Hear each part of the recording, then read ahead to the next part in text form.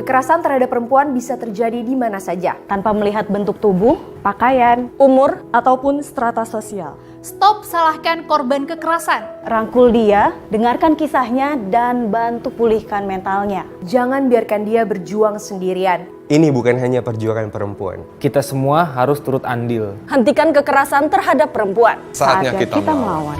Saatnya kita melawan. Jangan diam dan takut untuk Angka kekerasan yang terjadi pada perempuan dan anak semakin meningkat, terutama pada keluarga yang tidak harmonis.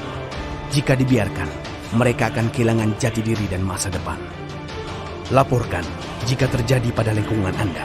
Keadilan harus ditegakkan. Negara menjamin mereka dengan undang-undang penghapusan kekerasan dalam rumah tangga dan tentang perlindungan anak. Akhiri kekerasan pada perempuan dan anak. Hingga saat ini, di Indonesia kasus kekerasan seksual pada perempuan dan anak setiap tahunnya mengalami peningkatan. Korbannya bukan hanya dari kalangan dewasa saja, sekarang sudah merambah ke remaja, anak-anak, bahkan balita.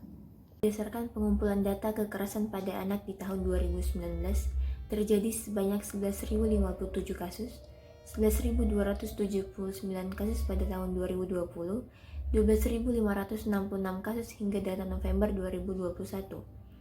Pada anak-anak, kasus yang paling banyak dialami adalah kekerasan seksual sebesar 45%, kekerasan psikis 19%, dan kekerasan fisik sekitar 18%. Kekerasan jenis lainnya pada anak berupa penelantaran, eksploitasi ekonomi, dan lain-lain. Sementara pada kasus kekerasan yang dialami perempuan, mengalami kenaikan. Dalam 3 tahun terakhir ada 26.200 kasus kekerasan pada perempuan. Jenis kekerasan yang dialami perempuan paling banyak adalah kekerasan fisik sebanyak 39%, selain itu ada kekerasan psikis 29,8%, dan kekerasan seksual 11,33%. Kasus kekerasan pada perempuan dan anak-anak terungkapnya melalui media sosial akhir-akhir ini. Terbaru, kasus kekerasan pada perempuan yang menyita perhatian adalah pemaksaan aborsi dilakukan Bribda Renggi Bagus pada almarhum Novia Widiasari.